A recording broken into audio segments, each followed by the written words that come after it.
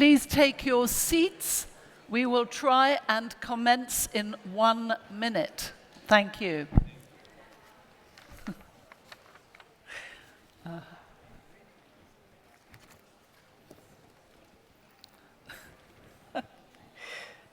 take another photo. This is such a privilege. Wonderful. I'd love a photo with you afterwards. We now have 30 seconds. Please gather round and sit down so that we use our time profitably. We are so much looking forward to our keynote speaker. 30 seconds. Please, everybody who's standing, go and sit down. Thank you.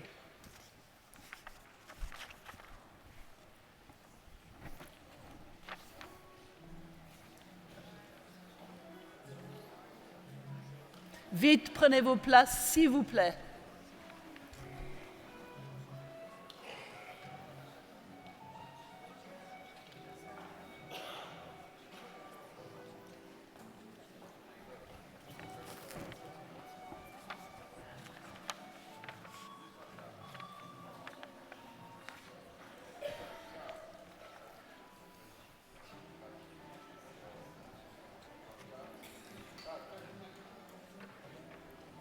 Prenez vos places rapidement, ceux qui viennent de rentrer. Please take your places quickly if you have just come in. We are running short of time.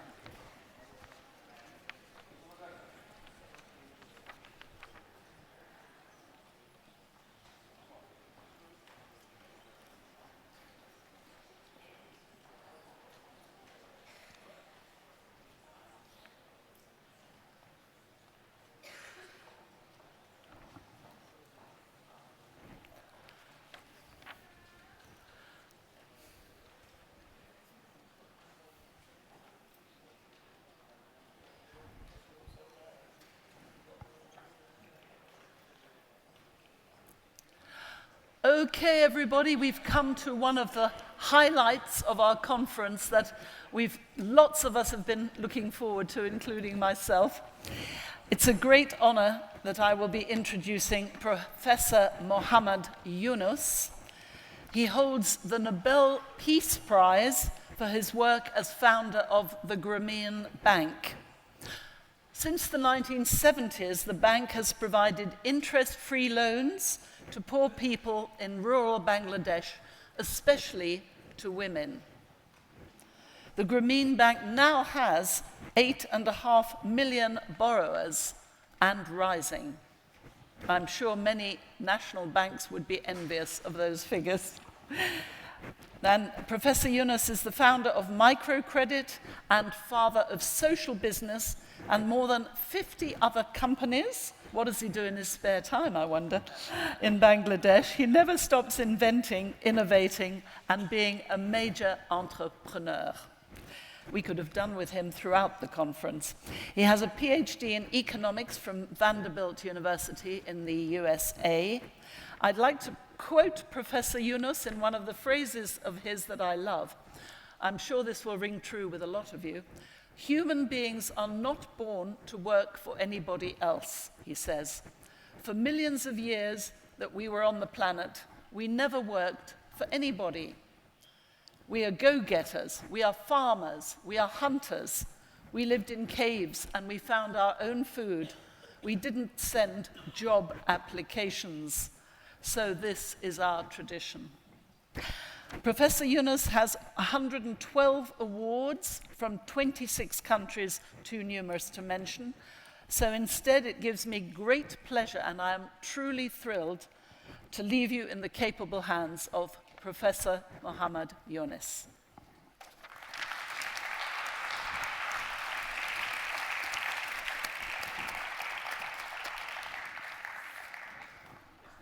Yes, where you feel comfortable. Good morning. I'm absolutely delighted that I get this opportunity to meet the whole world right here. And this gives me an opportunity to communicate with you the kind of experiences that I have gone through, because that coincides with the issues that you have been raising right here. And many of you are familiar, and you have mentioned about Grameen Bank lending money to poor people, particularly poor women. All my experiences goes back to one single historical background: famine in Bangladesh. In 1974, we had a terrible famine in Bangladesh.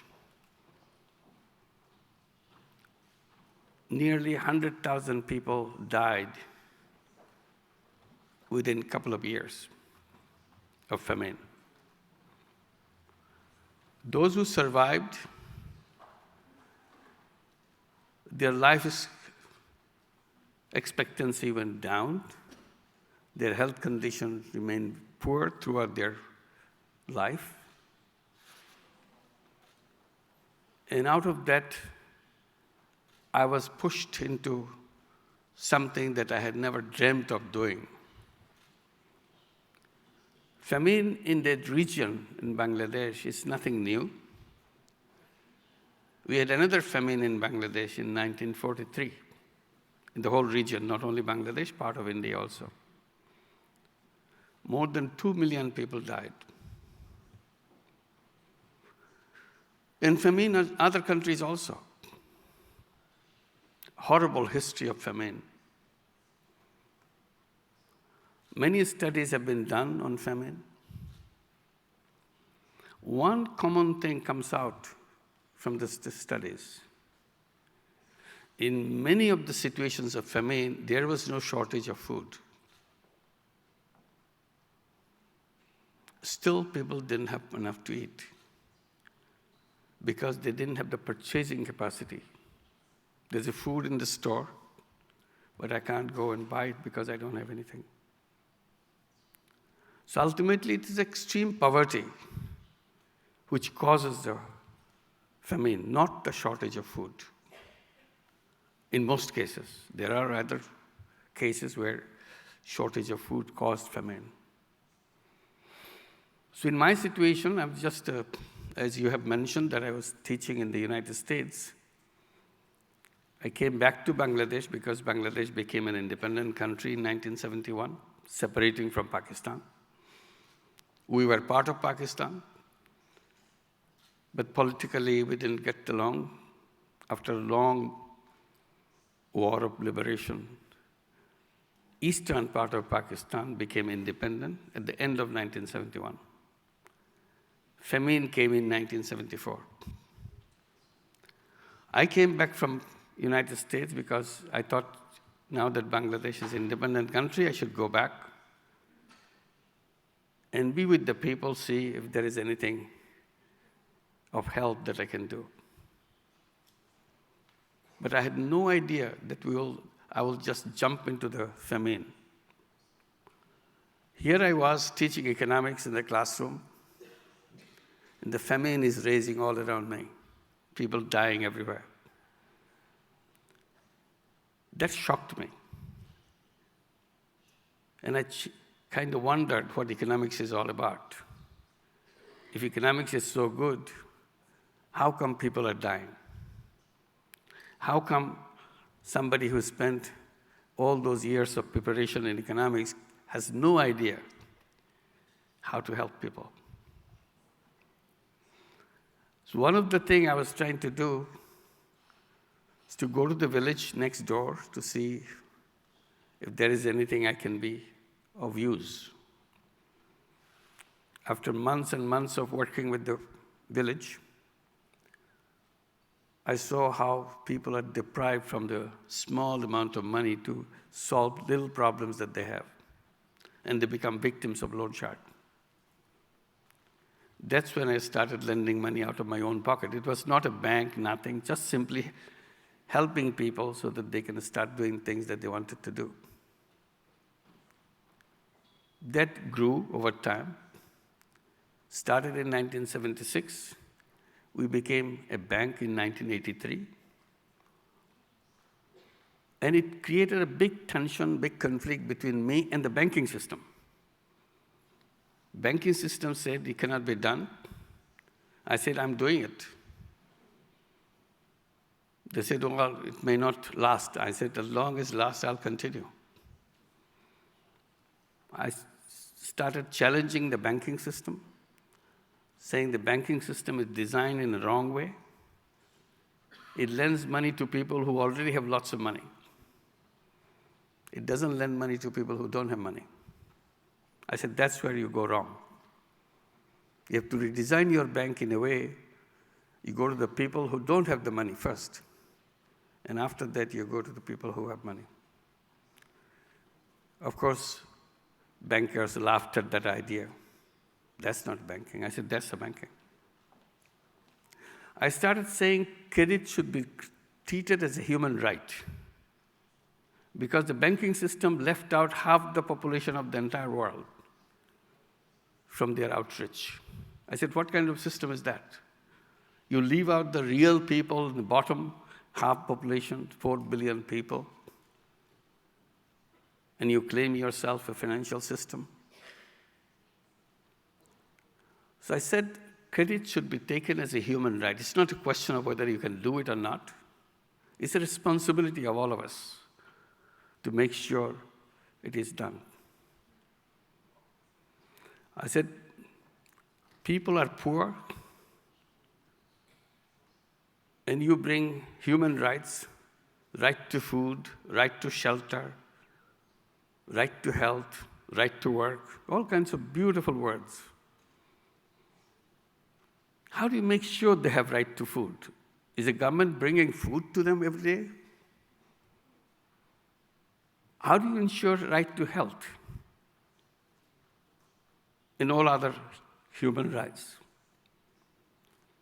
I said, before you can establish right to food, right to health, right to housing,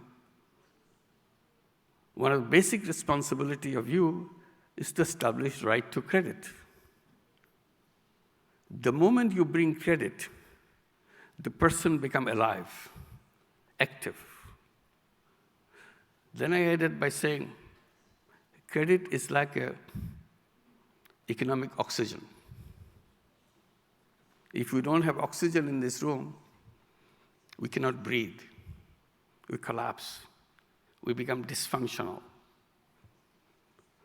So that's what happens when people don't have money in their hand, the credit, which starts that.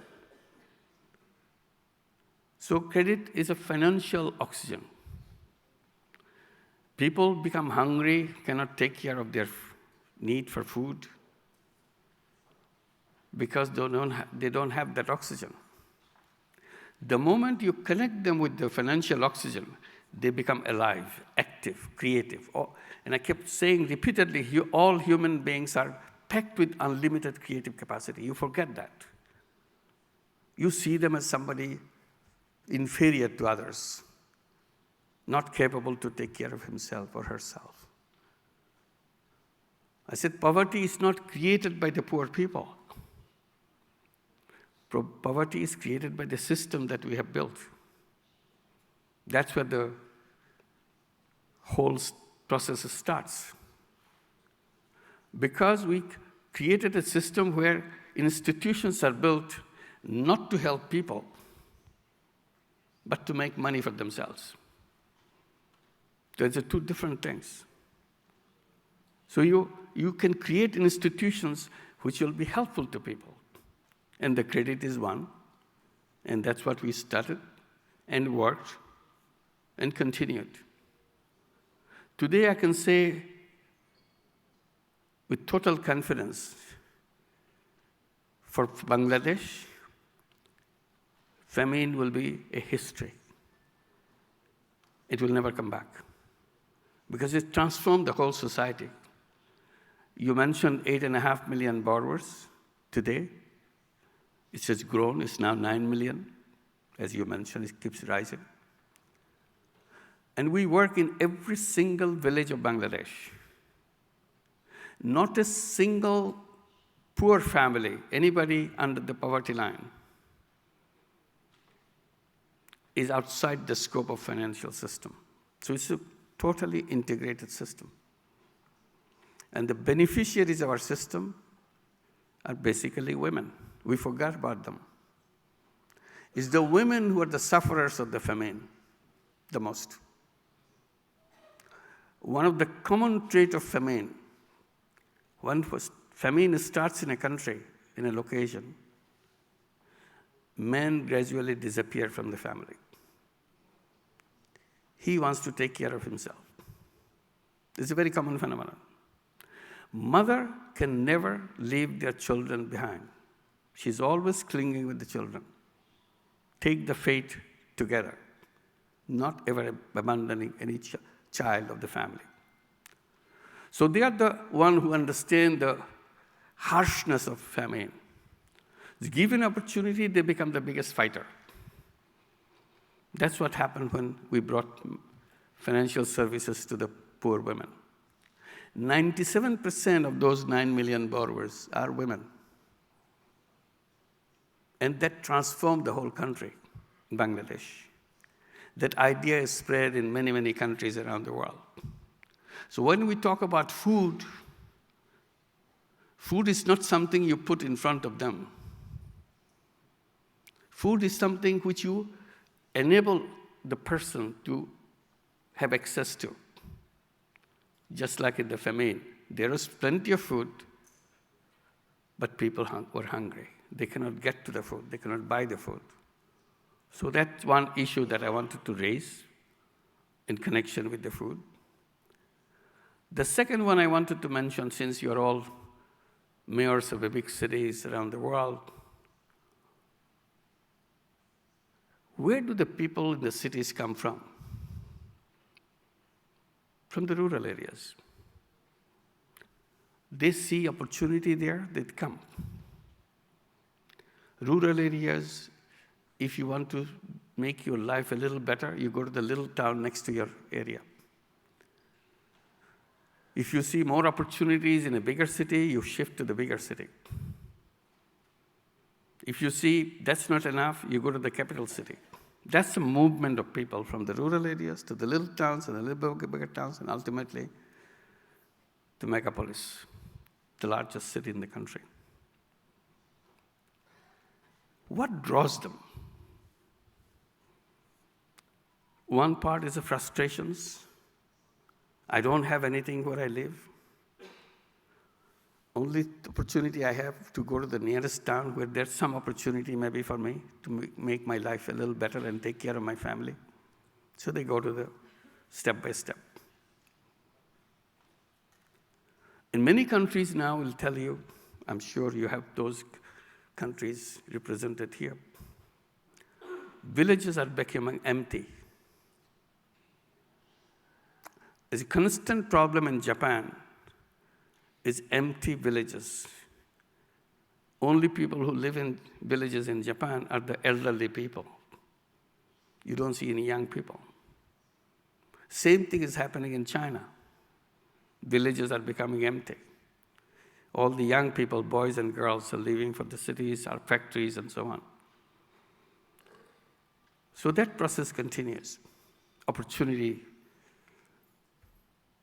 asymmetry, difference in the opportunities. And you see globally, same thing. People are moving from the less fortunate country to more fortunate country. Where does this come from? I said, poverty is not caused by the poor people. Poverty is caused by the system that we built.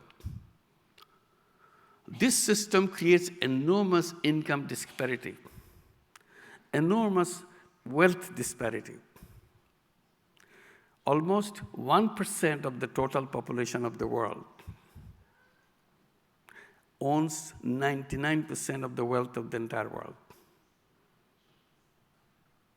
99% of the population of the world has to remain satisfied with the leftover of 1%. So I try to give example. I said, if you are looking at a healthy body, you'd like to see your blood is distributed all through your body. But here you have an economic body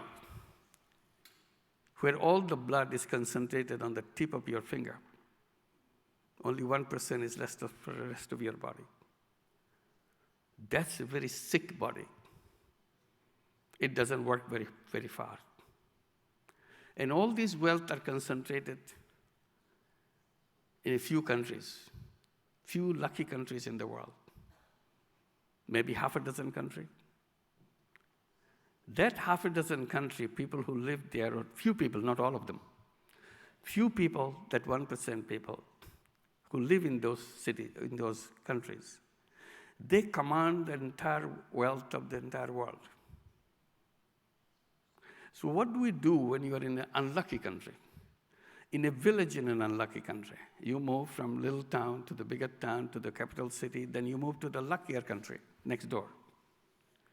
Then you see that country is not as lucky. There's another country which is a lucky one because all the wealth is there.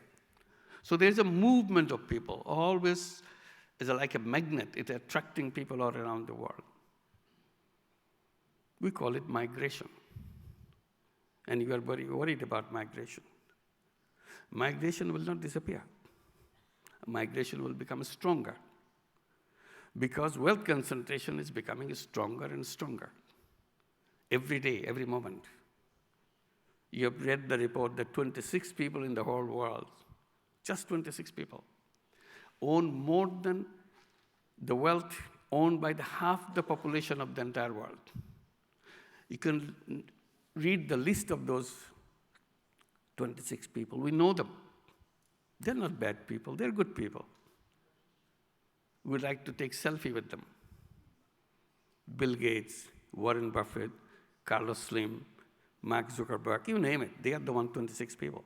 They own together more wealth than the entire wealth of the half the population of the world.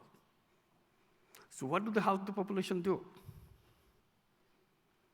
So if the income is missing, your food and everything is missing too. And you're missing out all your creative capacity. You cannot use your creative capacity without having that money in your hand. So we need to reformulate the financial system. We need to reformulate the entire economic system. Then comes the question of environment, which is such a urgent issue, but we don't pay attention to it. Food issue is absolutely related to our environment issue. It's not separate. We have grown very well in agriculture, but harm the planet in the process. Today's agriculture is taken over by chemical fertilizers, insecticides, and you know that. I don't have to explain all that. And every step, we are harming the population, we are harming the planet. That's a challenge, that how to rediscover the definition of food. What is food? Is cereal the food? Is the fruits of the food? Or what is it that food? Now, in order to produce cereals, we're clearing up miles and miles of forest. And that's what the Amazon fire that reminded you. It was on the screen of every television in the whole world, Amazon forest fire. Every person in the planet who was watching televisions were distressed. How helpless we are, that our forest is burning and continue to burn, and we don't do anything. And many of these fires because of causes related to clearing up the forest. Why are we clearing up the forest? Forest is our life, and we agree on that. And people say Amazon is our lungs of the world. But we burn it. We're so callous about it. That's where we go wrong. Entire economy is built on the premise of profit maximization. You have to maximize the profit. As if human beings are born on this planet to maximize the profit. That's not what human beings are. Human beings are not born as a self-centered being, the way economics has explained. Economics explains human beings as a self-centered being. If you remain self-centered, of course, this is what happens. You destroy everything because you don't see the other people. I keep reminding that economics has put on glasses on us with the dollar sign. We don't see anything but the dollar. So we have to take off that glasses. We have done something. We started creating business to solve problems of the people. Healthcare, education, sanitation, housing, green energy. You create business to solve people's problems without any intention of making money for yourself. And we call them social business. Business to solve problems. In the beginning, people say, is it possible? I said, of course, it's you and me. If I think it's possible, I do it. You think it's possible, you do it. Then the whole world does it, because it is inside of us. We are not just self-centered human beings. We are not driven by self-interest the way economics has defined. We have self-interest. At the same time, we have a common interest in this world, collective interest in that world. That collective interest idea has been removed from economics. If you go to the stock market, there is no collective interest panel on that. All you have is how much money you're making. And that's what drives the whole world. I said this rethinking is so important to make sure we don't run out of yourself and the environment and wealth concentration and about the food. We have to see what the food is. Is the animal flesh is the food? Is that what we have to do? We have to grow animals, hundreds of thousands of them, so that we can feed ourselves and destroy the planet in the process? We don't raise that question.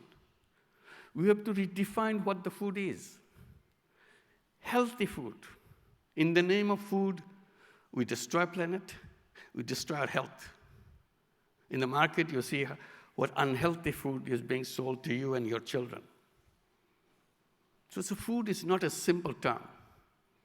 You have to go deep into that word, rediscover for ourselves, for the safety of the planet and safety of the human being. Then it becomes something that we can retain this world that we dream of. Otherwise, world is over. Either environment will kill us in the next 20 to 30 years, it's finished, or wealth concentration will kill us, it's again about 30 to 40 years, or food will kill us. So this is a challenge to all of us, to see that we wake up and we stay on this planet as winners, not as losers. Thank you very much.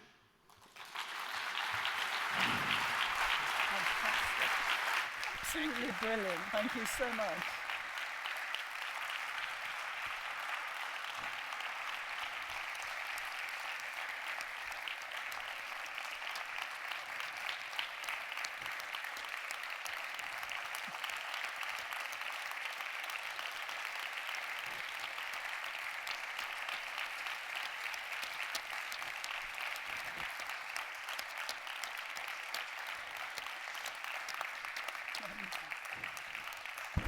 Thank you so much, Professor Yunus. I've hardly ever heard such complex ideas put into such simple, clear, logical language.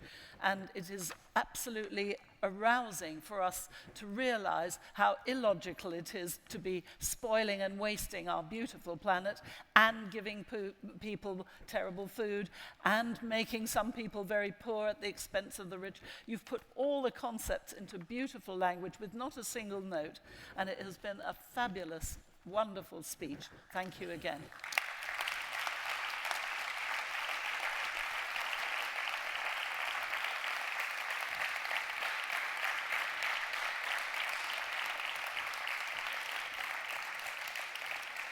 We're now going straight into the ceremony for the new MUFPP signatory cities of this year, 2019. We are going to be welcoming them all on this stage, and each of them will be saying a quick word. I hope it is quick, because we're overrunning again from the previous event.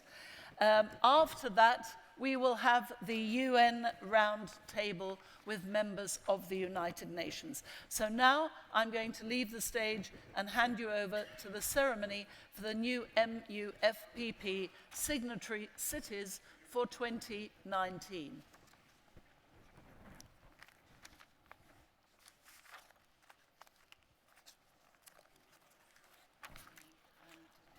Lovely, yes, I will get.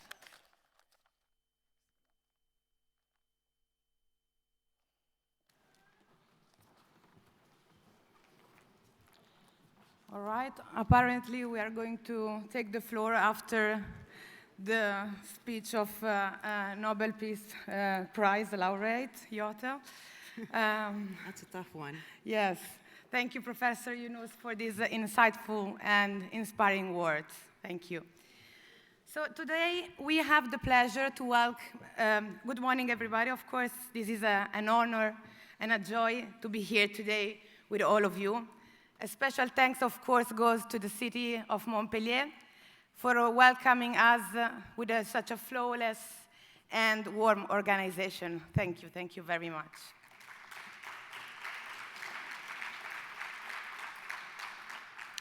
We are Jota Nicolarea and Cécile Michel, and together with our colleague Andrea Mollica, we work at the MUFPP Secretariat in Milan.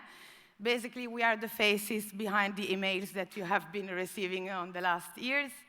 Among many other things, of course, the MUFPP Secretariat manages the membership process.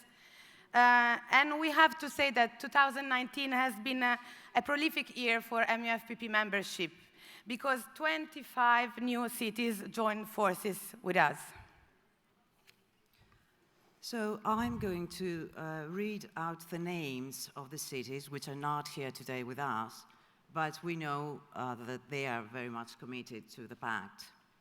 The first one is Agadez, Niger, Araraquara, Brazil, Bergamo, Italy, Brighton Hove, UK, Carcabosso, Spain, Kerry, Italy, Gaia, Niger, Glasgow, UK, Guanajuato, Mexico, Huancayo, Peru, Livorno, Italy, Móstoles, Spain, Palma de Rio, Spain, Pointe Noire, Republic of Congo, Pune, India, Santa Ana, Costa Rica, Segovia, Spain, and Tamale in Ghana.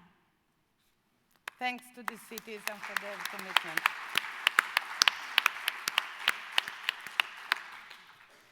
And we have now the pleasure to welcome some of them that are here today to share with us their commitment to contribute to our common goals. So we have the pleasure to welcome the city of Kazan, a representative from the city of Kazan. Yes, please. Kazan is one of the stars of yesterday night, of course. The city we would all like to go to school to enjoy their amazing schools canteens. Thank you.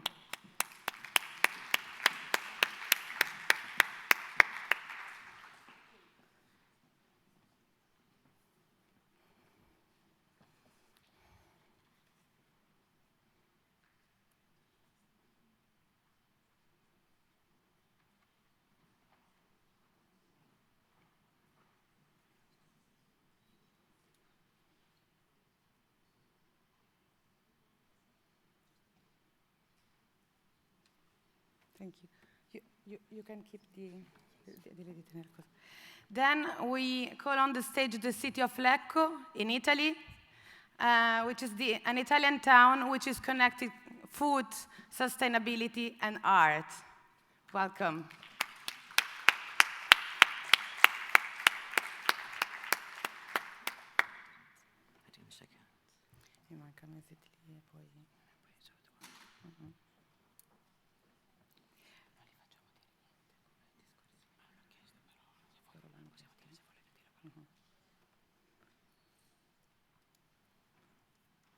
Thank you.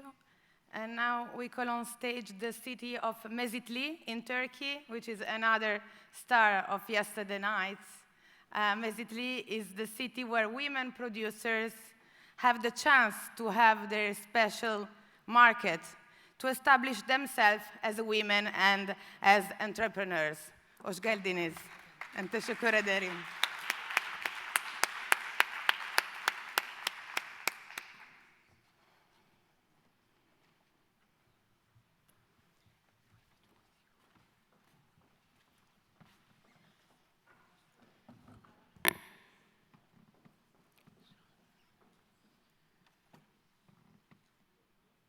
I would like to call on stage now the city of Ouagadougou, which is working hard on creating a green belt around the city. It is also the city that is going to host the next Milan Pact Regional Forum in Africa in 2020. If representative from Ouagadougou is around, the mayor. Thank you. Merci, le maire.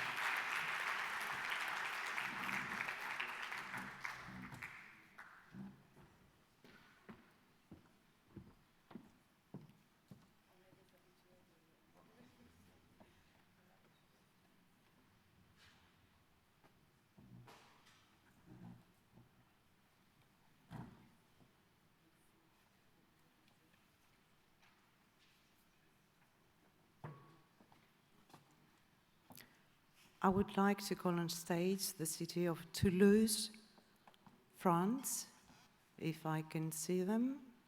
It's a city that is focusing on strengthening the rural and urban linkages to connect the city with its surroundings. If we have a representative from Toulouse, or I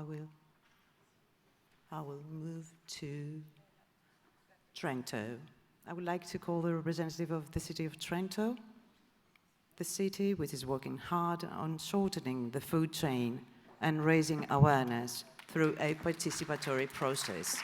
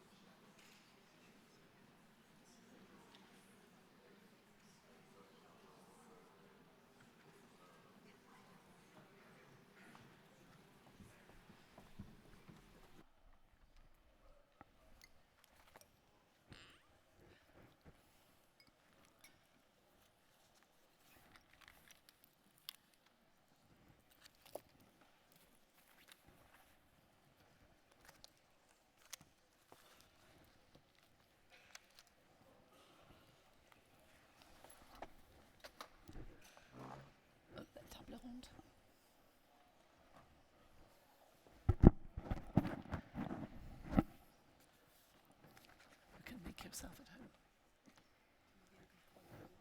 home. If all our panelists for the table ronde, the UN table ronde, can come and take their places, please, that would be great.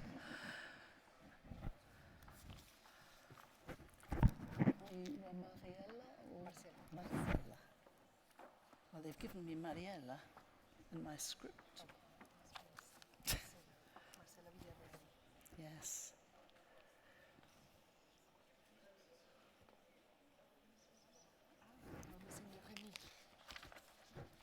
Yes. Remy, if you're here.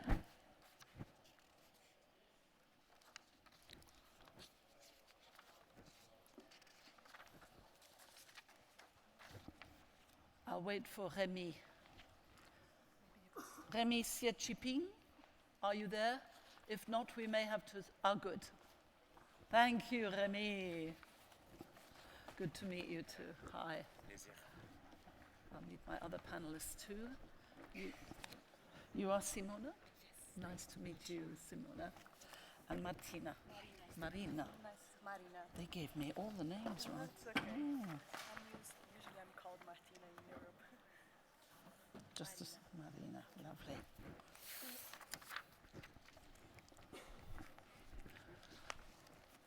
Right, thank you very much for being on time. We'll try to make this session vaguely fit the time scale till the next one. And also, can somebody tell me if there are microphones for the audience available?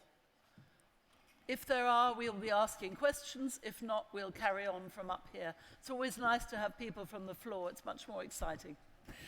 Okay, so our next session will show us the actions to be taken by the agencies of the United Nations in the context of cities and the MUFPP.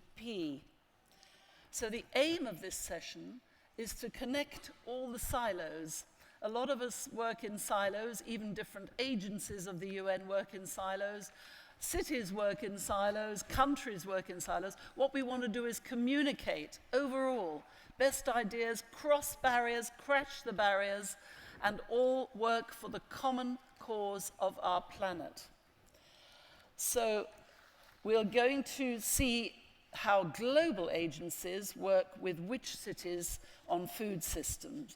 This is, of course, in the light of the goals, the 7 goals of the Milan Food Pact, as well as the 17 UN Sustainable Development Goals. Ultimately, the important thing is climate change, or climate crisis even. So collaboration between UN agencies and individual cities will be absolutely vital. The idea is to establish, and this is a very good launch pad, a collaboration between everybody. So what we're going to hear now at this stage in the proceedings is that each individual agency is going to present their actions. Then we'll have a full cross-section of the whole spread of actions which can be taken to ensure that people in cities across the world will be fed and secure in a sustainable future. And of course, this session will also highlight the gaps where we need to do much more work, where we need to collaborate and be aware that there are still things missing between the agencies and the cities. How can they reinforce each other? And what sort of opportunities and challenges does this present? It will highlight the areas of synergy. And we hope to hear from you in the audience as well. So our panelists today are Marcella Villarreal from the FAO, Dr. Remy Sietchiping from UN Habitat, Simona Cervesi from the WHO, and Marina Bortoletti from UNEP. Each panelist will speak for about 3 minutes or so, explaining their agenda on food issues, highlighting their key challenges, and then we hope to have a general debate up here, and I hope also in the audience, finding the direction for future collaboration, which is vital. So really, on the strength of that, if each one of you can tell us what you are doing to support food systems, planning, and actions of the city from within your agency.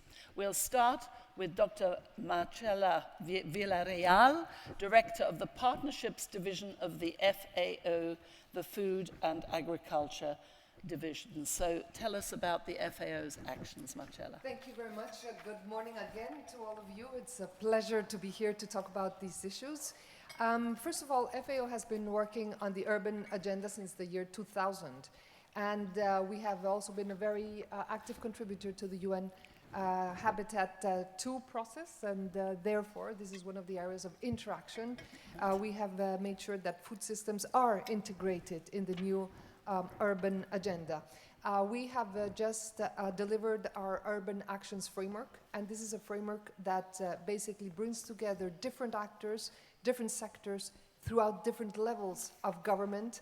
We bring in, this is kind of what goes around across this framework, is we have to count on the integrated action of all the different actors, including private sector, including the farmers' organizations, very importantly civil society, and government through different levels, and very importantly how to coordinate the city government with the national government. That's a big overarching question that we still need to put our teeth into. Now, what do? We are going to be enabling city governments to be able to have policies for sustainable food systems, sustainable urbanization, and territorial development. What we do is with a territorial focus, bringing in the relationships between cities and the areas around them, and also between different cities. Then we have a whole area of work, which is basically executing actions. What kind of actions are we going to be executing and are already doing it? Short supply chains, inclusive public food procurement systems, like, for example, management of wholesale markets, farmers and fresh markets, food hubs within the cities. Also, sustainable agro-food business and for employment generation, with a very important focus on small towns, where we are seeing and we will be seeing most of the demographic growth in the future. And this is about attracting investment, increasing entrepreneurial skills, agroecological corridors, connecting villages with cities. Another area of work is access to food and green environments. So promotion of healthy eating, healthy living, food safety, land use regulations, mainstream biodiversity and development plans. Special attention, obviously, is going to be on low-income groups. Then another area of work, which is evident, we've been talking about it throughout the last 2.5 days, reducing food losses and waste through optimized supply chains and circular bioeconomy. For this, we're working very closely already with the packaging industry. You have partnerships with wholesale markets. We have partnerships with private sector throughout different areas of work. But the idea is that we will be using food waste for business creation, energy, animal feed. And very importantly, finally, another cross-cutting area is going to be expanding, and for this we're going to be increasing our city-to-city collaboration and exchange of experience. We also have a platform already on the web, which we hope that you are already using and benefiting from. Finally, increased dialogue. In a nutshell, this is what our framework is about. Thank you very much indeed, Marcela. And I gather that this will be, in a way, a new departure, because you're used to working with national governments, but not so much with individual cities. Well, the UN is about, it's a collection of national governments. And so the idea that we are able, well, there are our preferred interlocutors. We have contacts with the national governments in all of different 196 countries for the FAO, and we have a privileged space there with them. So I've been hearing throughout these days and throughout all our work with the cities that they need to have a better interlocution with the national government. They need to have better policies, legal frameworks that are going to help their work, and this is what we want to enhance in the future. Thank you very much indeed, Marcella. Sounds very promising. I pass now the microphone to Dr. Remy Sietchiping from UN Habitat, and I think I might be correct in saying you're the only one of the UN agencies that has already got a little experience of working individually with cities. Remy is from, Remy, you lead the regional as well as the metropolitan planning unit, so you even work with regions and cities in urban planning and design. So I'm looking forward to hearing from you. Okay, thank you very much. Good morning, everyone. Pleasure to be here to work with the sister agency as we are, especially in the context of implementing the 2030 agenda, the new urban agenda, and the other agenda. So we have no choice, and we have been doing so in working within the bigger UN family to support, of course, member states. But we have this comparative advantage at UN Habitat to be working, to having that tradition to work with many levels of government, since the agency had, for the last 15 years or so, had refocused its energy in supporting urbanization or urban-related matters, meaning that local authorities had been one of our partners with whom we have developed different programs. So in relation to this particular panel, I just want to maybe relate it just to give you a flavor of how we have been working with sister agencies that are here, and this apply with others that might not be in the room, but the same will apply. I want to echo the point of the territorial approach that FAO had put forward, that in that context, we work with many agencies to produce these international guidelines on urban and territorial planning, which had now been translated into 13 languages, I have copies there. And with now WHO, in that respect of the implementation of these guidelines, we have developed a food application, a health application of the guidelines, just to show you how it's actually embedded. With WHO, we also, in the context of the new urban agenda, I think they produce a contributor with a document called the Pulse of Urban in the new urban agenda, which had been very transformative. And this had also pushed up elements of the territorial approach. And this had been ongoing.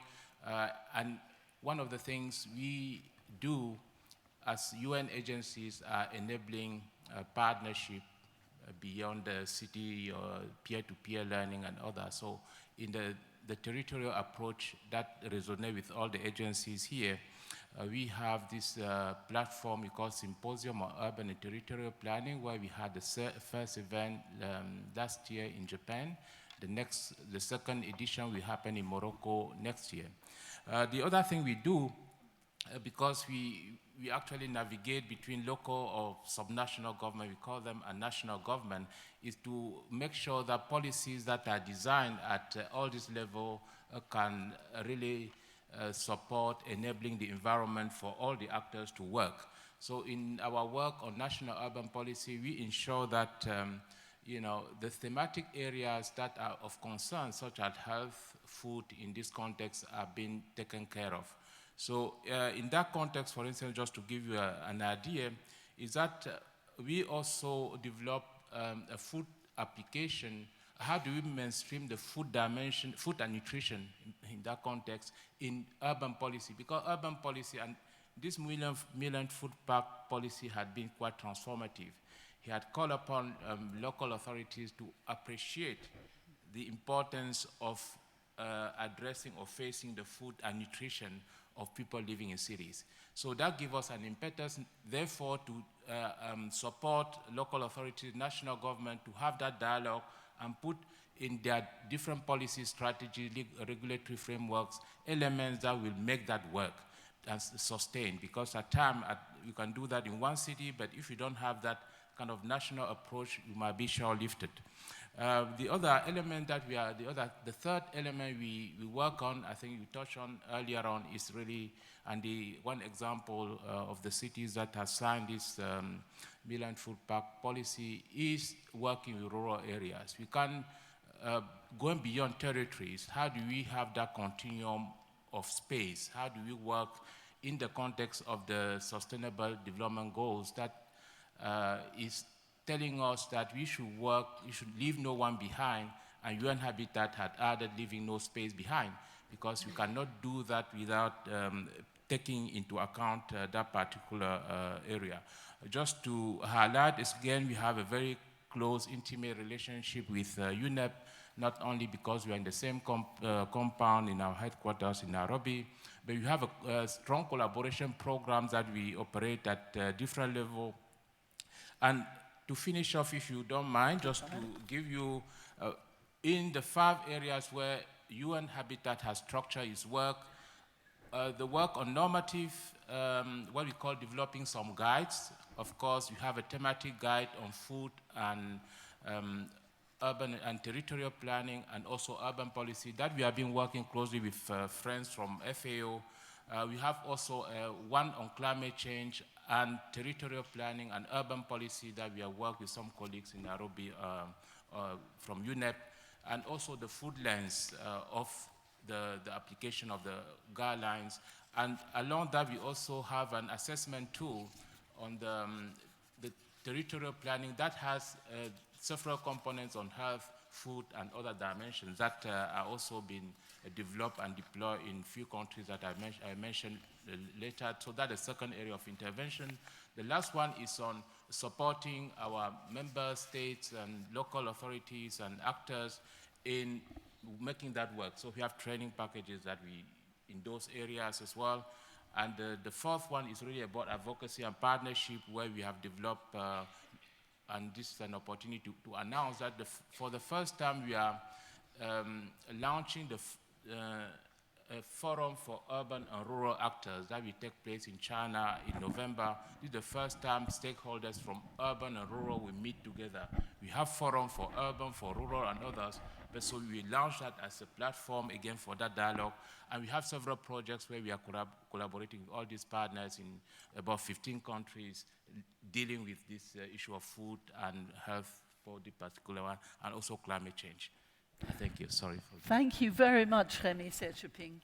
And you've really gone way ahead of the game already, especially bringing up the rural problem, which we haven't really concentrated on. We've been concentrating on cities, but the rural necessity about food and the future is just as important. You've managed to link planning, health, and food, which brings us nice and neatly to our next speaker, Simona Seravesi, who works for the World Health Organization, the WHO, is a social scientist with over 10 years health sector experience. So Simona has the expertise we need to look into the future of feeding the world healthily and supporting the food systems of the cities. Over to you. Thank you to all of you. Merci beaucoup. It's really a pleasure to be here, and I was very impressed by the experiences shared by the cities, and I think that it's really a chance for the UN to learn from you, and I will be very happy to come back to WHO and to share with all my colleagues what I learned in these days. So what I would like to say before starting my brief summary is that I'm here on behalf of the joint FAO-WHO Decade Secretariat of the Decade of Actions on Nutrition. I'm not sure whether you are familiar with the Decade of Actions on Nutrition, but this is it's a declaration, the UN declaration, that was announced in 2017 to provide all the stakeholders with a unique time-bound opportunity to strengthen the joint efforts and achieve a healthier and more sustainable future. The Secretariat, and we are sharing with our friend in FAO, the activities, is supporting the work program of the nutrition decade, which is divided in 6 programmatic areas. And by the way, I was looking at the Milan Urban Food Policy Pact sectors, and there are a lot of synergy that between the programs areas of the Milan Urban Food Policy Pact and the Decade of Actions on Nutrition, 6 areas of work, which are based on the ICN2 Framework for Action, the International Conference on Nutrition. And the Nutrition's Decade, of course, is in line with the SDGs and with the global targets for nutrition and diet-related non-communicable diseases by 2025, which is they're a very important target for us, and we are really working on it. So why the Nutrition's Decade is important? It's important because it's a kind of platform, is a kind of vehicle to advocate for more policy and program implementations, to increase the nutrition's investment and alignment of the efforts for achieving a healthier and more sustainable future. And what I would like to say, but I'm pretty sure that you already know about this, that after years of decline, we have seen an increase of undernourished people around the world. And also it's really a matter of concern for also many, cities. Here is the increasing percentage of obesity and overweight. We know that 40 million children under 5 are overweight, and I also noticed that the next city for this global gathering will be in Mexico, and Mexico has a real health concern, about obesity and about overweight among overall the populations. So the nutrition challenge faced by countries within the Decade of Actions on Nutrition, the member states are huge, are growing up, and thinking about the urban context. Before coming here, I was discussing with my colleagues in FAO and the director of the nutrition in WHO what we can do, as a Decade of Actions on Nutrition to work and to create synergy with the cities. And I would like to report to you an example that can be utilized for sure even at the level of the cities. Within the Decade of Actions on Nutrition, one of the modalities to engage countries are the mechanism of the action networks, which are informal coalitions of countries which are focusing on one specific nutrition-related actions areas, which is, of course, in line with the 6 programmatic areas where we identify, to foster the policy dialogue and to increase, even the local actions, because of course any decisions taken at the national level then will have an impact at the local level. These networks are led and coordinated by countries, so the ownership is completely in the hands of the countries. So our role as UN agency is just to support technically the countries. And what you are, invite country to exchange the good practices. And currently, I can report you some very, successful example, like France. We are in France. So France was establishing recently, last February, a nutrition labeling action network. And there are more than 18 countries which are part of the networks. And Australia and Chile is also part of this. Then we have other action networks like fisheries, led by Norway, and also other action networks on childhood obesity, overweight, reduction of salts in the regions of Americans. So I think this is a very good example. It's a model that could be replicated at the city levels. So thank you so much, and I'm available for any further questions. Thank you very much. Thank you, Simona. And this one's gone. Yes, it is. No, thank you very much, and that's a very good start to give concrete examples, actually things other cities can follow. They were both very strong examples, and it's quite staggering to think that 40 million children in the world are obese. That's enormous, absolutely dreadful, and giving yourself till 2025, hopefully things should improve greatly, especially the food manufacturers, because the stuff they pump into the food itself is partly the problem. Thank you. Finally, we come, but not least at all, to Marina Bortoletti. Marina is Associate Program Officer at UNEP, the United Nations Environment Programme. So, Marina, you're considering the environmental aspect of the linkage with cities. Thank you. Exactly. Thanks so much, Henry, for the introduction. And hello, everyone. I want also to congratulate the organizers for this initiative of putting all of us together here in a UN roundtable. This is very interesting. I'm also learning a lot from the colleagues as well. So it's a great opportunity to discuss the urban food systems agenda. So as René was saying, I work for the United Nations Environment Program, and I work in the economy division, and I also work in the cities unit. So UNEP has a cities unit, but historically we have been working more with topics related to energy, buildings, infrastructure, mobility, so those types of topics. And recently UNEP has done a rearrangement of its departments and has decided to put food systems in the cities unit. And believe me, many colleagues were like asking us why. Why food systems are now in cities unit? And it's just to show that the acknowledgement about the interlinkage between food systems and in the urban areas is something that is increasing and also more recent, let's say. And even for agents like UNAP, who has been focused more on the production side and then we come more to the consumption, it has also been a change of mindset, let's say. But as I mentioned, this process has been very recent. So I have to say that we don't have yet any specific concrete projects at city level. We are working on that because this has been recent. But the partnerships that we have, the knowledge that we have been building, the materials and guidelines can also be applied for cities. And that's why I'd like to share this area with you. And also, as I've mentioned, we are now mandated to work with cities. So this is going to be something increasing. I also hope to, from this roundtable, to come back home with some potential areas of collaboration. So in what relates to cities and food, UNEP works with mainly two topics. So the first one is governance. So in governance, we have recently developed a guideline called Collaborative Framework for Food Systems Transformation in partnership with a number of stakeholders, and even UN agencies. FAO was part of this initiative. And this guideline is to enhance the capacity of policymakers to adopt a food systems approach. So it's this idea of looking at food and agriculture not as a sector, but as a system, and acknowledge a different interlinkage.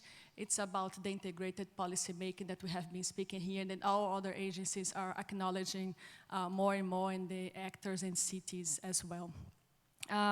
The second area of work is food loss and waste.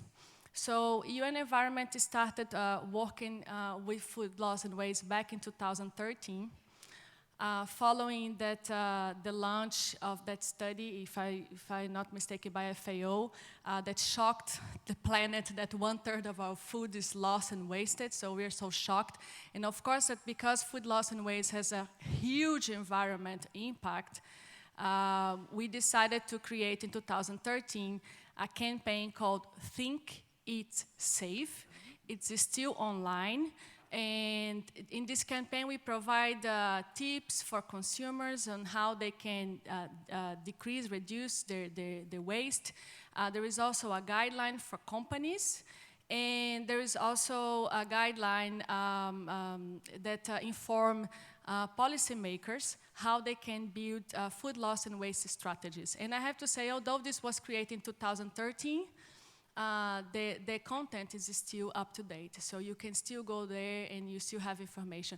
And also in what relates to food loss and waste, recently UNEP and FAO, we have been assigned as the custodies of the SDG 12.3. So what does it mean to be custody? This means that as we are the UN agencies responsible for the development of the monitoring system of the indicator 12.3, which is the one that relates to food loss and waste. So FAO already had the food loss index, and I think they're improving this index right now to account for the loss side. And UNEP is leading the development in partnership with FAO, but we are leading the development of the food waste index. So it's going to inform the quantification of food waste at national level, but of course that national governments will need partnership with city level. Just to finalize, we have also an initiative from our colleagues of the Climate and Clean Air Coalition. This is not in my unit, but I wanted to mention that they work with cities to improve municipal waste management, and because they are initiative on climate change, they basically focus on the reduction of short-lived climate pollutants, and methane is one of them. So that's why they're working with waste management and promoting organic waste diversion from landfill and prevention of open burning of waste. I will stop here. Thank you very much, Marina. I actually was going to ask you about that because you are sort of could solve the energy problem or part of it at the same time as the waste problem in the last bit that you mentioned. But I'm also heartened to know that the UN is now taking responsible action about food waste, and I think your slogan, Think, Eat and Save, should be much more widespread. You should have it on posters. That will go into, because having it online is okay, but it really, for the general public, I am fairly well informed and I've never seen it. So I can suggest that you spread that message a bit more widely. It's a brilliant message. So we're going to have a short discussion here. Can somebody tell me if we have microphones for the audience anywhere? Yes. Okay. So I'm going to ask the panel a question, and then we'll get a couple of audience questions. As always, we're fighting for time, but we'll be valiant, and we'll get short answers from the panelists so that we can get more questions. So my first question to you before we take the panel is, what have all of you learnt from working with cities for a short time? What has come out of your work with cities? I'll start with Rémi.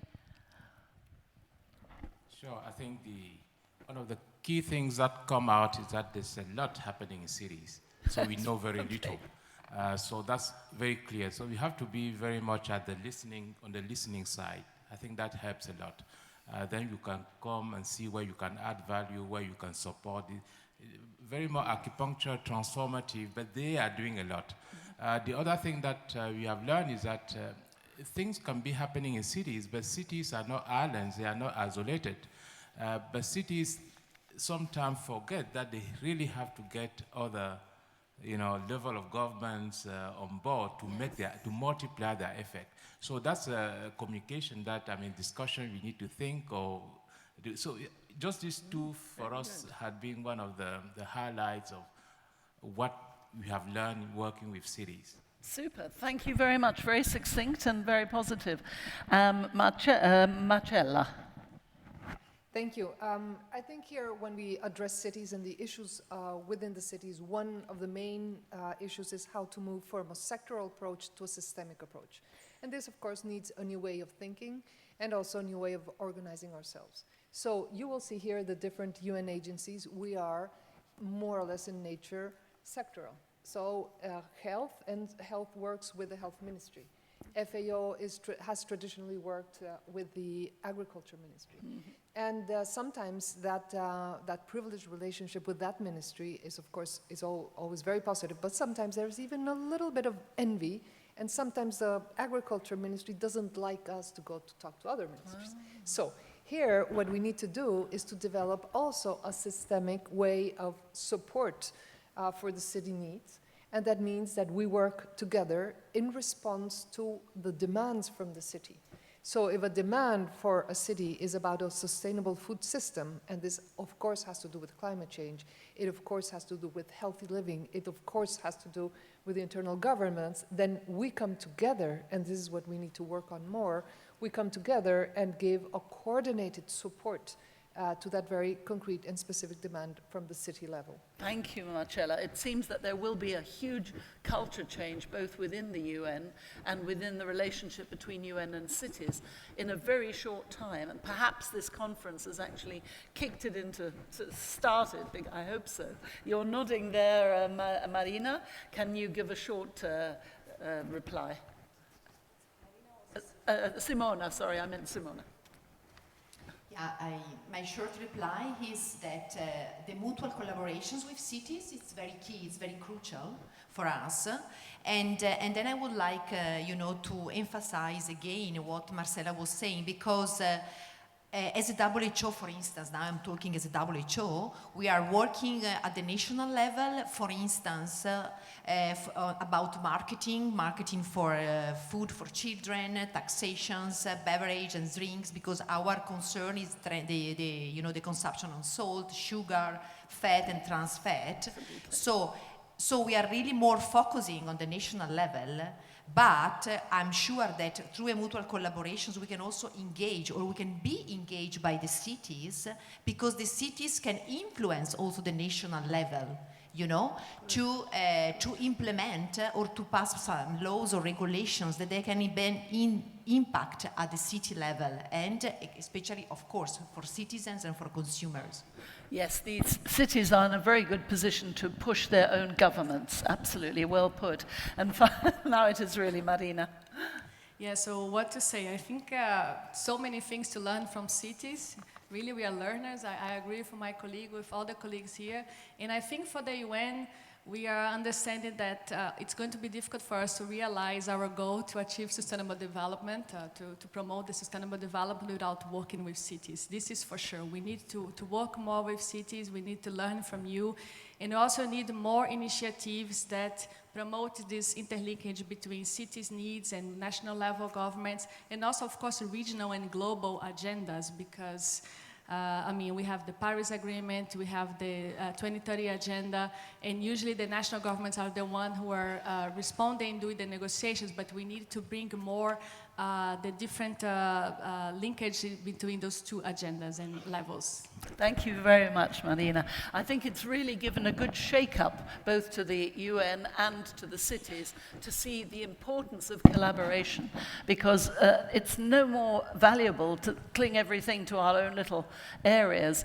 We are all together on this planet, and number one priority is to save the planet. Therefore, all the little barriers disappear in the light of that. Now, I'd like to take one or two quick questions, because we're running out of time, from the floor. If you kindly put your hands up, I can just about see where you are. One question over there. Microphone, please.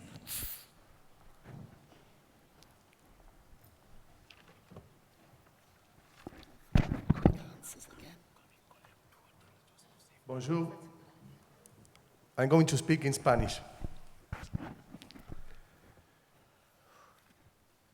Yo agradezco enormemente el esfuerzo que hacen todas las organizaciones internacionales para fijar en la agenda la problemática de la alimentación y el cambio climático, pero en estos 3 días de participación, y soy alcalde de una ciudad o municipio rural en la República Argentina, en América del Sur, América Latina y el Caribe, hace 8 años y vengo participando de todos los foros internacionales, y la realidad es que, siendo el siglo XXI el momento donde los gobiernos locales, y me gusta decir gobiernos locales porque es más amplio que ciudades, no está muy claro de qué hablamos cuando hablamos de ciudades. Las ciudades rurales son ciudades, son gobiernos locales, entran en el concepto del derecho a la ciudad. Me parece que ahí deberíamos definir un poquito más qué significan las zonas rurales y qué somos los territorios que estamos dentro de las áreas rurales, como es el que a mí me toca gobernar. Porque es ahí donde se van a producir los alimentos, y es ahí donde se va a producir el arraigo, y es ahí donde podemos frenar las migraciones que muy claramente explicó Yunus. Y no hemos hablado, y con esto termino, en estos 3 días, de regulación del suelo para evitar los agroquímicos, los monocultivos que están en manos de multinacionales, el incentivo a los pequeños productores, y los organismos internacionales, en estos 8 años de experiencia, no han tenido relación directa con los gobiernos locales, para financiamientos, para programas directos. Entonces mi pregunta concreta es, ¿cuáles son concretamente los programas de las organizaciones internacionales de financiamiento, de capacitación, etcétera, directo con gobiernos locales. Gracias, señor. What are the concrete proposals by these agencies? I will take another question because we won't have much more time. So another hand anywhere, please, for another question. We will ask them one or two together. If not, you save us a lot of time. Any more questions? Last chance? Okay, we'll answer this question and then we'll have a round discussion before we finish. So this time I will come to Marina first to answer the question about concrete proposals. Yeah, I think first of all you're right to ask us to define better the difference between cities and local governments. I think there is a difference there and that goes beyond. I think in what refers to the use of pesticides that you have mentioned, very soon UNEP and the WHO will launch a study on the use on the impact of pesticides in the environment and also in health. So this will be coming soon, and I hope that we can discuss better maybe this with you. About financing. I think it is a challenge. I mean, as we have mentioned, UN agencies, we are, Marcela was mentioned in the beginning, we are intergovernmental organizations, so basically formed by national governments. And initially, our funds, they're more designated to work with national governments. So we are in the time of the transition. So I hope to start responding more to your needs in the future, but we are working on that. Thank you. Thank you. Simona. Yeah, I just would like to report another practical examples beyond the pesticide-related work that we are doing with UNEP. It's about, for instance, the school public procurement, which is something that is related also to the local, not only the cities, but I mean also the peri-urban areas, that we are developing a toolkit on the public, not only about schools, but also it could be utilized for hospitals, nurses' homes, and which is a toolkit that we can really share with cities or with the local authorities, and the local authorities that they can promote and advocate for using the toolkit. Remy? Okay, good. I think my friend from Argentina, San Antonio, I think it's very pertinent a point that he's making, and that brings out the issue of how do you work. You are in a city, but you are not always accountable for things that happen. It's like climate change. This issue of soil, I was in Jakarta like 3 weeks ago, and what they have done there, they work with the surrounding community to make sure that they have cleaner water in their city. About 8 months ago, I was in Songyang, in a county where they work with other municipalities to make sure that their water or natural resources are not contaminated. So it's very important to adopt this territorial approach and not work in isolation. The second part is that, you can't do that without working with national government. That will really give you the foundation. And I think that goes in many other things. What can we do?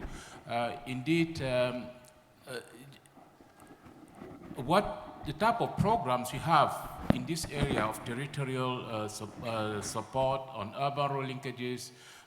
We have another package, what we call metropolitan development, how you link financing, planning, governance together to make that work. It's of compartmenting.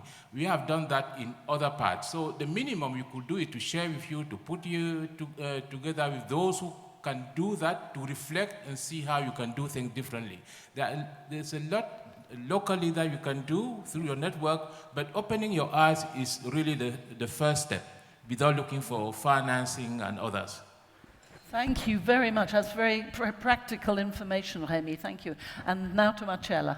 Bueno, muchísimas gracias por la pregunta. En relación al financiamiento, en el concierto de las Naciones Unidas existen dos tipos de organizaciones, aquellas que son de asistencia técnica, como las aquí presentes, y otros que son fondos, por ejemplo el FIDA, que sería el Fondo de Inversión en el Desarrollo Agrícola, los cuales tienen a su disposición financiamiento. Entonces, lo que hacemos normalmente desde el punto de vista de la FAO es que vamos juntos a tratar de buscar un financiamiento de esos fondos o también de cualquier otro tipo de donante.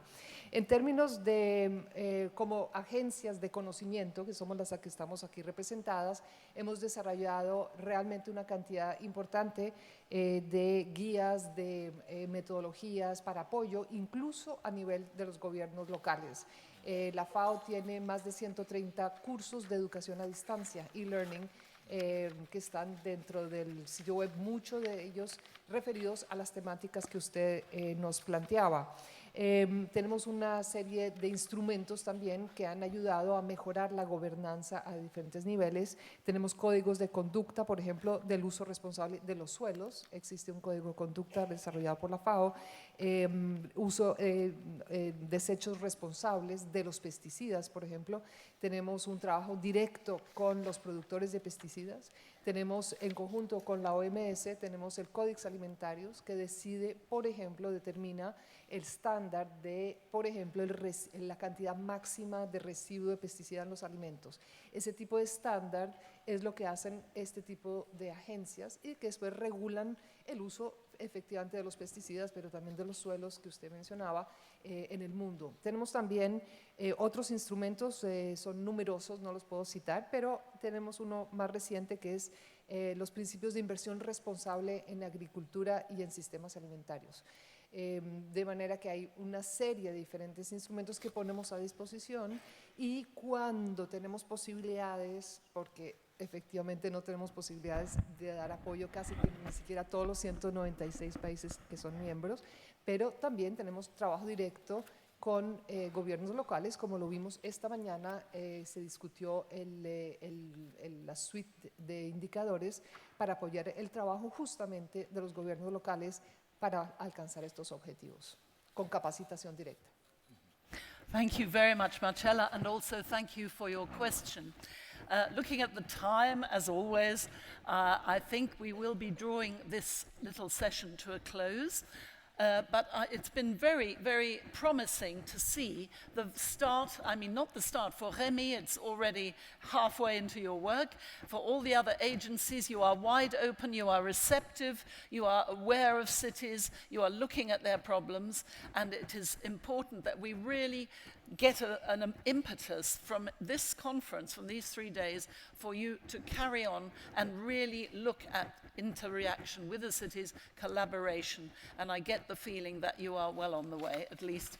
Don't let it fizzle out after the conference. Remember your resolve. It's very important.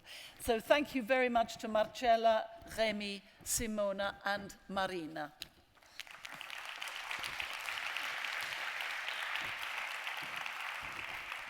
And not forgetting you, the audience, you deserve a big applause as well.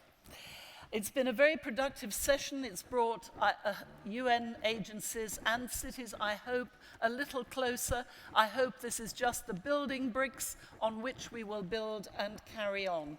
We've now got a much clearer idea of the importance of collaboration and how it is absolutely vital that we work together, that we get away from all our little bureaucracies and our little places and look at the wider world and at the planet and working together to find a way of successfully feeding people in urban and in rural areas, the points that several of you brought up, and not wasting our food and using some of that food waste even for the energy that we so badly need in the future when climate change will be upon us. If you work quickly, we can mitigate some of the fears of climate change.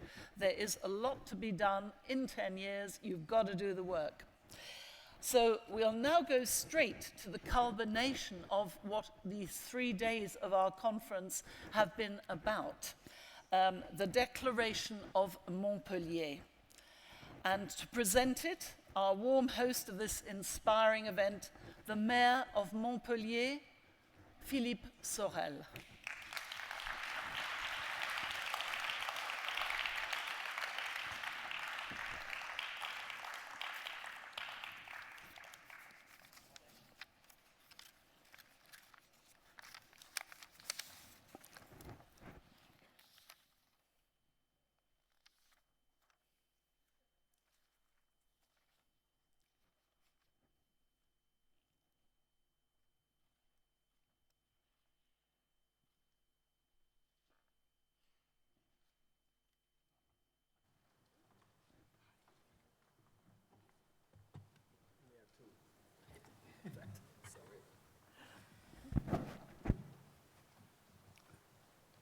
Merci à vous, merci à Anna Scavuzzo, Vice Mayor of Milano. Nous avons travaillé ce matin à l'élaboration de la déclaration de Montpellier qui consiste à réorganiser un petit peu le texte primitif du Pacte de Milan en y rajoutant les 17 objectifs de développement durable de l'ONU.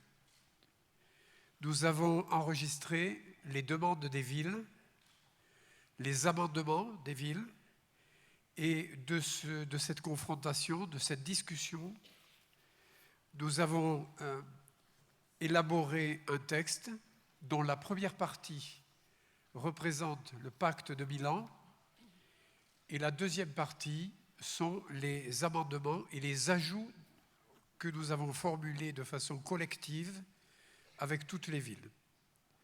Ce texte a été signé par l'ensemble des villes responsables du Pacte de Milan. Je vais donc vous le lire.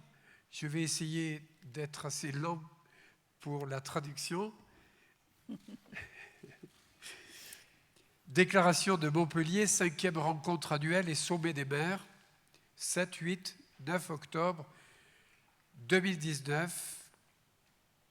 Nous, maires et élus signataires du Pacte de Milan, de politique alimentaire urbaine, réunis à Montpellier les 7, 8 et 9 octobre 2019, nous, référents au Pacte de Milan de politique alimentaire urbaine, adopté le 15 octobre 2015 à Milan, en Italie, faisant nôtre les conclusions des précédents sommets du Pacte de Milan de politique alimentaire urbaine, Milan, 15 et 16 octobre 2015, FAO Rome, les 13-14 octobre 2016, Valencia, en Espagne, les 19, 20, 21 octobre 2017, Tel Aviv, en Israël, les 4 et 5 septembre 2018. Considérant les déclarations des sommets régionaux du Pacte de Milan de politique alimentaire urbaine, la déclaration de Rio, adoptée à Rio de Janeiro au Brésil le 21 mai 2019, la déclaration de Niamey, adoptée à Niamey au Niger le 13 juin 2019, et les conclusions du Forum régional de Dakar au Sénégal, les 21, 22, 23 septembre 2016, et du Forum régional de Brazzaville en République du Congo, les 12, 13, 14 juin 2018. Considérant la Convention cadre des Nations Unies sur les changements climatiques, adoptée le 9 mai 1992 à New York, ainsi que les conférences des parties, COP, tenues chaque année depuis 1995, et notamment l'accord de Paris approuvé le 12 décembre 2015 à l'issue de la conférence de Paris sur le climat, COP21, et le sommet Action Climat qui s'est tenu à New York le 23 septembre 2019. Considérant le nouveau programme pour les villes, adopté lors de la conférence des Nations Unies pour le logement et le développement durable Habitat 3 à Quito, en Équateur, le 20 octobre 2016. Les recommandations de la décennie d'action des Nations Unies pour la nutrition, proclamée lors de la 2e conférence internationale sur la nutrition en novembre 2014, et notamment son cadre d'action 2016-2025 adopté le 21 novembre 2014 à Rome, en Italie. Le cadre d'action alimentaire urbaine de l'Organisation des Nations Unies pour l'alimentation et l'agriculture, édité à Rome, en Italie, en 2019, la Déclaration des Nations Unies sur le droit des peuples autochtones, adoptée le 13 septembre 2007,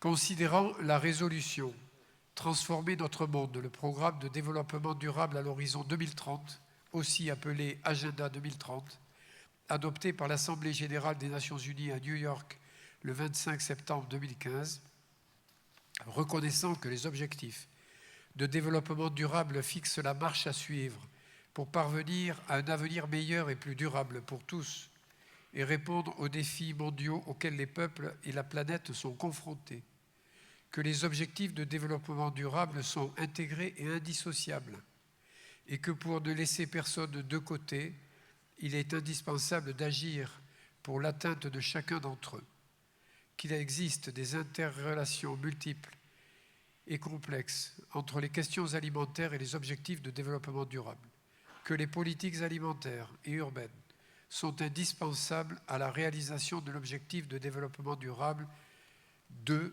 fin zéro, que le respect et la promotion de la diversité culturelle et interculturelle est essentiel. Faisant nôtre les recommandations des forums politiques de haut niveau pour le développement durable tenus chaque année depuis 2015 aux Nations Unies à New York, reconnaissant qu'en tant qu'élus des villes, nous endossons pleinement l'agenda 2030 et sommes des acteurs majeurs de la réalisation et de l'appropriation par les communautés et territoires locaux des objectifs de développement durable. Reconnaissant que les villes disposent de leviers d'action pour créer, favoriser et entretenir des liens entre les politiques alimentaires urbaines et les objectifs de développement durable. Nous déclarons qu'en tant qu'élus des villes, des municipalités et des gouvernements locaux, nous pouvons contribuer à l'atteinte des objectifs de développement durable dans le cadre du Pacte de Milan de politique alimentaire urbaine, notamment en prenant les actions suivantes. Premièrement, prioriser la prise en compte des objectifs de développement durable dans le cadre de l'élaboration, de la mise en œuvre et du suivi des politiques alimentaires urbaines pour n'oublier aucun aspect social, économique ou environnemental de ces politiques. Deuxièmement, mesurer l'impact des politiques alimentaires urbaines à la lumière d'indicateurs découlant des objectifs de développement durable. Troisièmement, partager les bonnes pratiques mises en œuvre au service de l'agenda 2030 dans le cadre du Pacte de Milan de politique alimentaire urbaine et contribuer à l'information du grand public sur ce sujet. Cinquièmement, favoriser la formation et la sensibilisation aux objectifs de développement durable des personnes en charge de l'élaboration, de la mise en œuvre et du suivi des politiques alimentaires urbaines. Sixièmement, mettre en œuvre les moyens humains, techniques et financiers dans le respect de nos prérogatives et dans la mesure de nos capacités respectives, afin de mobiliser les leviers listés ci-dessus et de contribuer ainsi à l'atteinte des objectifs de développement durable dans le cadre du Pacte de Milan de politique urbaine alimentaire. Ces moyens d'action pourront prendre les formes décrites en annexe. Septièmement, mobiliser tous les acteurs de l'alimentation, en particulier pour assurer l'hygiène alimentaire, entre parenthèses, dérive de la grande distribution. Assurer la santé alimentaire et affirmer également notre intention commune de supprimer le plastique. Les ajouts qui ont été faits sont à mettre à l'actif de plusieurs villes que je tiens à remercier. Sur la multiculturalité et la culture, l'intervention de la ville de Lima, capitale du Pérou. Sur l'hygiène alimentaire, la ville de Brazzaville. Ça tombe très bien. La ville de Brazzaville, au Congo.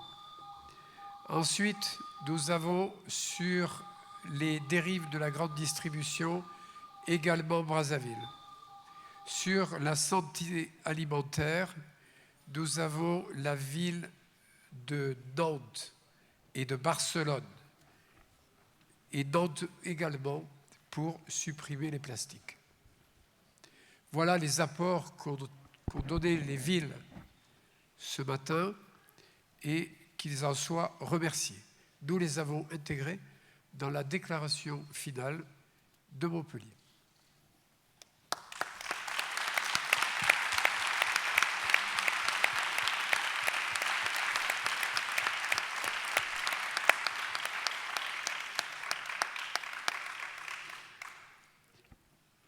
Je vais donc, chers collègues, vous proposer de vous prononcer pour cette déclaration par un vote à main levée. Qui est contre? Qui s'abstient? Qui est pour? Il est donc adopté à l'unanimité des présents. Je vous en remercie.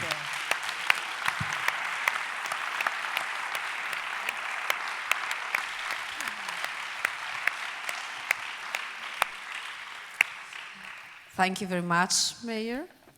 Thanks to the big efforts you proposed to us, and also the way in which we discuss, we exchange, we share ideas, projects, and I think also we, in some way, decided to go on further and further because the future is ours, and we have to build up all together a new future for our cities and for the world. I think it's very important because we underline the importance of cities also for civil engagement. And this is very important for cities to be deeply connected with citizens, families, and all the stakeholders in our cities. I think it's important for us to bring to the United Nations this contribution, also because the importance that they give to cities is not so light for us, and we keep in touch with them and with the international organization because we want to carry on doing our part. So thank you very much for these days, for the gathering, for the Mayor's Summit, and also for the effort you ask and you propose to ask for the future. Thank you very much to each of you.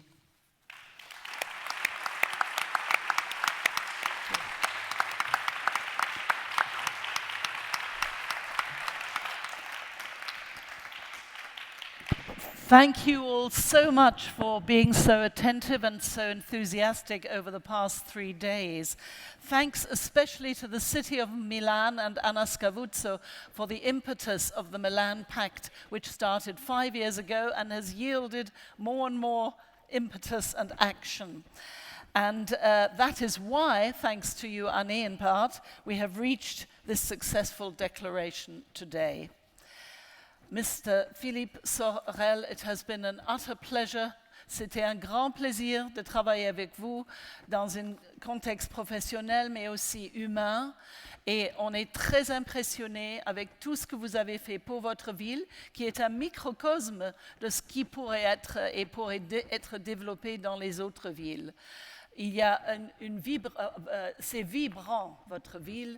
Il y a de la culture, c'est vert, c'est avant-garde. Il y a des gens super gentils, j'ai trouvé partout. Le transport marche excellemment. On mange très bien. Et c'est très attirant. Vous avez des parcs, vous avez un bon air à cause de la mer. En fait, c'est tout ce qu'on peut souhaiter pour une ville qui réussit vraiment. Et merci.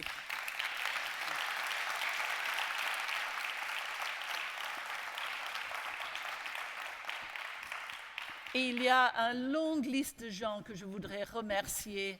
Et si je vous oublie, pardonnez-moi, mais il y a tant de gens qui ont contribué. Annie et Philippe, bien sûr. Derrière les coulisses, Emma Pianetti et toute son équipe.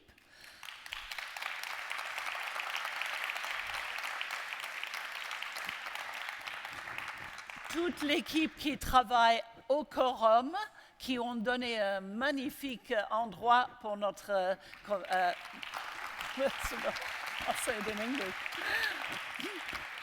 Les techniciens que vous ne voyez pas, mais grâce à eux, vous m'entendez et vous entendez les autres.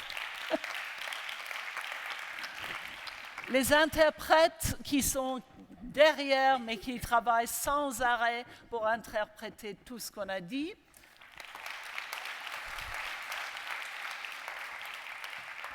Les cuisiniers super ici, qui vous ont nourris et qui nous ont tous très bien nourris. Les bénévoles qui sont ici, qui ont fait leur travail bénévolement, merci beaucoup.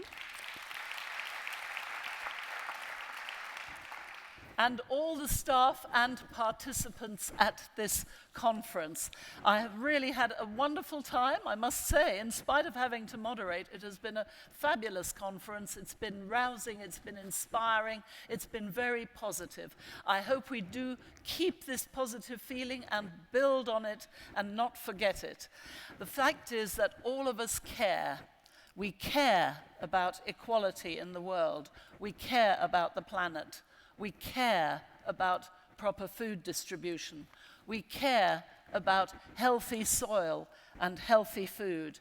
We care about the elimination of pesticides. We care about the elimination of plastics. We care about organic food. We care about eliminating food waste. And we care about eating healthy food to prevent the rise of diseases like diabetes, heart disease, and obesity. And we all now pledge not just to care, but for action now. As Greta Thunberg would say, we should do it right now. No more sacrificing the health of our children for the god of economic growth and progress. Real progress is what we have had today here in this conference. The meeting of minds, the understanding, the synergy. That is it. And real progress is from the decisions that you have taken in order to culminate in the Declaration of Montpellier. So now, have a nice lunch. I hope I can see some of you one day in your cities around the world. Until then, au revoir, auf Wiedersehen, hasta la vista, arrivederci, tot ziens, and goodbye. Thank you.